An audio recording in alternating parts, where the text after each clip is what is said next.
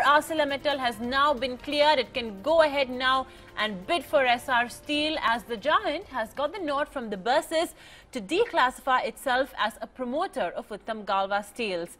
You heard this first on ET. Now back on 23rd of March, and it's official now. We have Ashwin Mohan who broke this story. He gets us all the latest. Ashwin, this was a company that was declared ineligible due to it holding a promotership status in an already stressed asset. This will clear the way for Essar Steel's bid by ArcelorMittal. Mubina, now that's a decision that is ultimately left to the Committee of Creditors and the Insolvency Resolution Professional.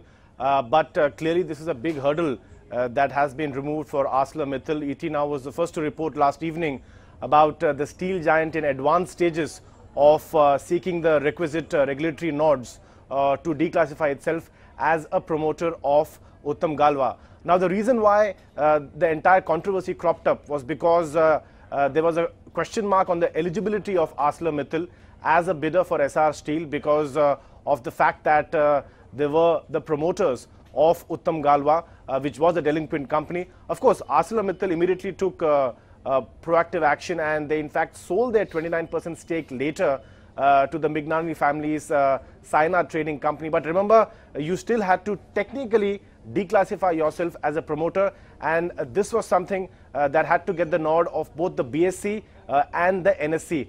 Now the official announcement is out. Uttam Galva has in fact announced to the exchanges that it has got the requisite nod to declassify ArcelorMittal as its promoter. This particular declassification request came under Section 31 of SEBI's LODR norms. LODR norms are, of course, the listing obligations and disclosure requirement norms. Now, Mubina, the road ahead is going to be rather interesting because on one hand, you have a bidder in ArcelorMittal, which has removed the biggest hurdle as far as its eligibility is concerned. On the other hand, you have New Metal. New Metal has moved the NCLT because it believes that its resolution plan will not be appropriately considered by the COC as far as Essar Steel is concerned. In fact, New Metal has filed a case against the IRP. Now, that important hearing comes up on March 27th.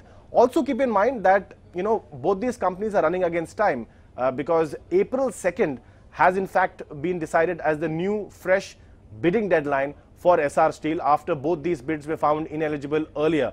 So therefore, ArcelorMittal was clearly looking to fast track the entire process and get the nods and get the requisite approvals as soon as possible, and that's why today's official announcement would come in as a breather for them. But of course, all eyes, Mubina, now will be on that crucial hearing at the NCLT, which will take place on 27th of March. So clearly, as of now, ArcelorMittal has got the requisite nod, but let's see what New Metal strategy will be, because at the end of the day, this is the most high-profile IBC case.